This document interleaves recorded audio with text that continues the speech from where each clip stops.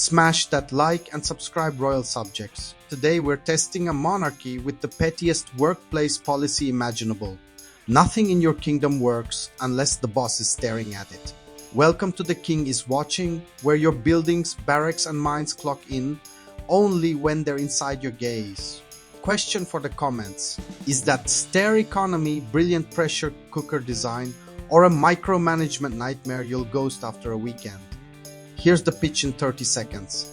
It's a roguelite kingdom builder with deck building flavor. You draft tiles, plop them onto a tight grid, and survive escalating waves of goblins, mercs, and weird fantasy nonsense. The twist is your spotlight, literally a movable window on the map. If a tile's inside the light, it produces outside its idle. Food, iron, barracks, wells, workshops, everything obeys the gaze. You're not just allocating resources, you're allocating attention. And that single idea turns a comfy city sim into a high-stress plate-spinning act that somehow feels zen. In my palms are sweating but my brain is purring sort of way. Early runs are humble.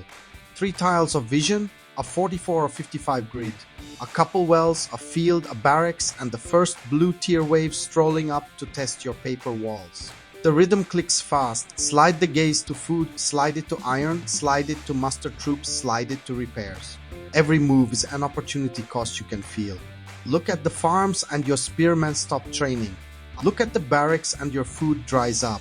The game makes you choose between being ready for the next punch or building the muscle you'll need 2 punches from now.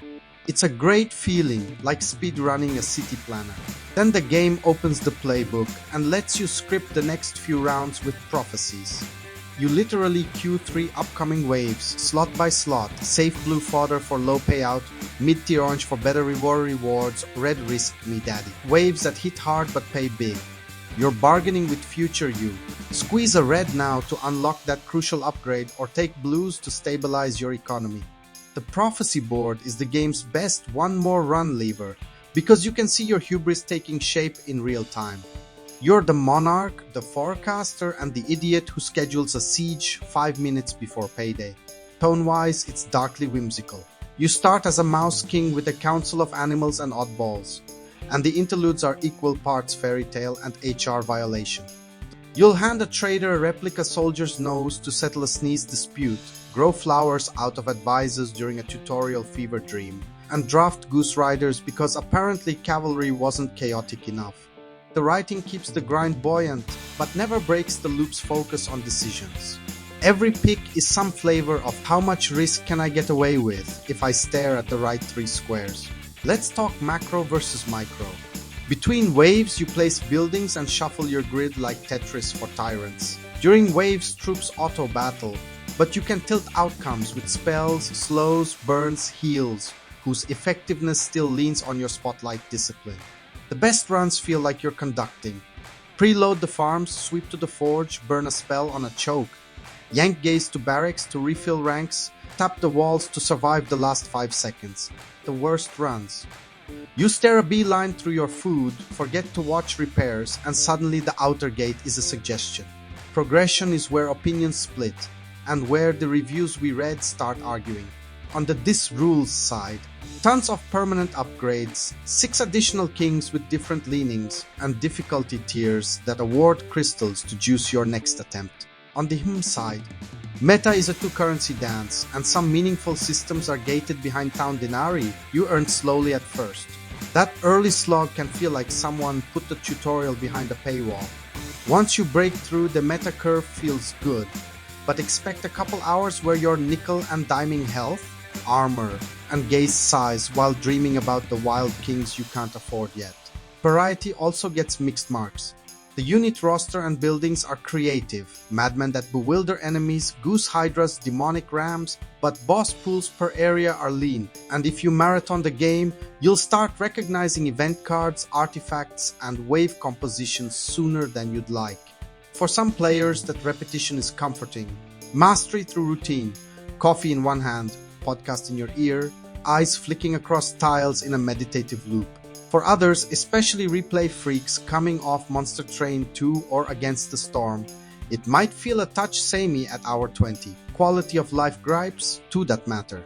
First, there's no proper mid-run save in the main branch yet, and a full run can stretch an hour. If you're playing on a lunch break, you're praying for an uninterrupted session or juggling your laptop's sleep settings. Second, there's no in-game key rebinding or even a bindings list. On Steam Deck, that's extra janky because moving buildings requires shift, so you're diving into deck-level remaps. None of this is a deal breaker, but it's the kind of friction that chips away at just one more. Let's hit a few practical tips so you don't donate your throne in the first week. Expand your gaze early. 3 to 4 cells changes your economy more than a fancy barracks you can't feed. Build for triangles. Food iron barracks within one slide so you're not tracing an etch-a-sketch across the map mid-siege. When you prophecy, front-load an orange in wave 1 to unlock early power, then tuck a blue behind it to breathe. Reserve your red spice for when walls and training can both fit under your gaze for a full cycle. Otherwise, you're paying interest on repairs for 3 days. And if you're down bad mid-run, pivot. Scrap buildings that don't feed the plan you actually have, not the plan you wanted. The game is generous about letting you refocus if you react quickly. So where did veteran game land? We dig the core. The gaze mechanic is more than a cute hook. It's a new way to think about city builders that turns macro into a literal physical act. It forces you to weigh every second and proves that good strategy games aren't only about what you build, but what you pay attention to. The prophecy board adds real agency. The kings remix the meta enough to chase different fantasies, and the tone keeps the grind from going grayscale. The knocks are real, early progression drag, mid-run, saves, MIA, slim boss variety, and if those are deal breakers, your crown might stay on the shelf. But if you like living on a knife edge, if you enjoy runs that teach through readable failure, and if you're cool with a bit of repetition in the name of mastery, this one's dangerously playable. Alright, court is in session. Is the only works when watched Gimmick the best RTS joke turned design pillar you've ever seen? Or do you want your farms to mind their business while you gaze elsewhere? Which king are you maining, Necromancer, Spellslinger, or OSHA Violation Fortress Turtler?